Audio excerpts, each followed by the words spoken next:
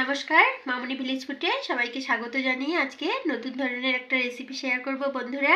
আজকে আমি মালপোয়া বানাবো, আপনারা দেখতে থাকুন ধৈর্য সহকারে, আশা করছি ভালো লাগবে। দেখুন, প্রথমে একটা বাটি নিয়েছি, এখন আমি গরম জল দিয়ে দেব, এক বাটি, ছোট বাটি দিয়ে আমি গরম জল দিয়ে দিলাম। এখন আমি গুড়, দেখতে পাচ্ছেন আমি কেটে নিয়েছি, গুড় দিয়ে দেব গরম জলের মধ্যে। গুড়টা ভালো করে গরম জলে গলুক ততক্ষণ। আমি 5 থেকে 10 মিনিট গরম জলে রেখে দিয়েছি, তাই দেখুন কতটা জল বেরিয়েছে আর গুড়টাও আমার গলে গেছে। আমি হাতের সাহায্যে আর একটু ভেঙে নিচ্ছি, এই দেখুন ছোট ছোট আছে, আমি হাত দিয়ে করে নিচ্ছি।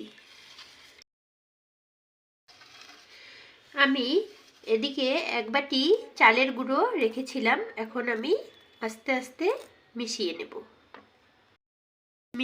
আস্তে আস্তে, হাত দিয়ে ভালো করে আস্তে আস্তে মেখে মেখে নেব।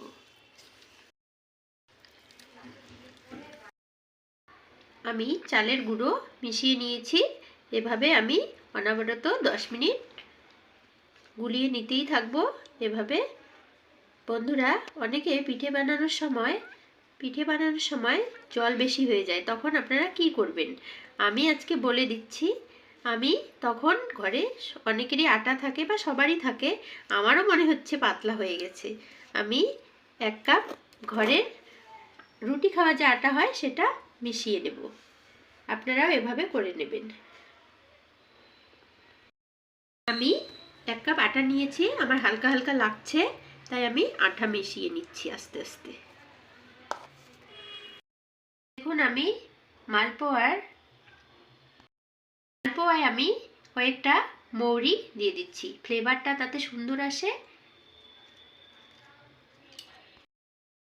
সবগুলো মৌরি একসঙ্গে দিয়ে আর কিছুক্ষণ এভাবে আমি করে নিচ্ছি, এখন আমি ভেজে নেব। আর মালপোয়া বানানোর জন্য না পাতলা না ঘনত্বটা না গাঢ় হবে, এরকম হবে মিডিয়াম মতো। আমি আগে থেকে গরম করতে দিয়েছি, এবারে আমি মালপোয়া ভেজে নেব।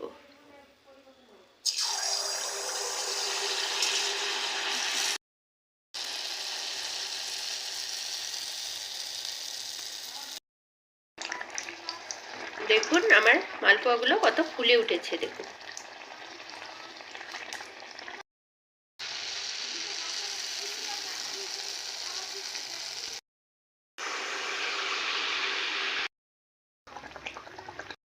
তবে আমি সব মালপোয়াগুলো ভেজে নিয়ে আসছি।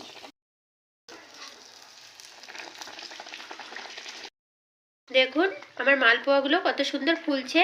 বন্ধুরা, আটা দেওয়ার কারণে কিন্তু মালপোয়াগুলো নরম ও সুস্বাদু হয়।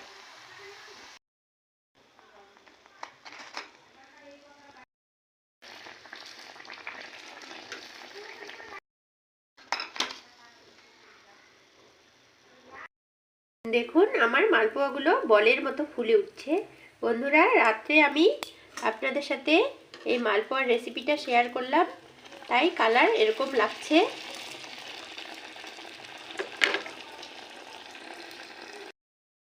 দেখুন আমার সব মালপোয়াগুলো ভেজে নেওয়া হয়ে গেল। যদি আমার এই মালপোয়ার রেসিপিটা ভালো লাগে, অবশ্যই আমাকে লাইক কমেন্ট করবেন। আর আমার নতুন চ্যানেলটি, যদি আপনারা নতুন সদস্য হয়ে থাকেন, অবশ্যই আমার চ্যানেলটি সাবস্ক্রাইব করে নেবেন বন্ধুরা, দয়া করে। আমি তেমন কথা বলতে পারি না, আর আমার মেয়ে ভিডিওগুলো বাচ্চা মানুষ যেভাবে সেভাবে তোলে, আর আমি এই রেসিপিগুলো আপনাদের সাথে শেয়ার করি। আমার মেয়ে ছোট, আর বেশি কিছু বলছি না। বন্ধুরা, আপনারা এভাবে বাড়িতে বানিয়ে খেয়ে দেখবেন। খাওয়াতে তো পারবো না বন্ধুরা, যদি ভালো লাগে অবশ্যই আমার পাশে থাকবেন। আপনারা ভালো থাকবেন, সুস্থ থাকবেন। নমস্কার।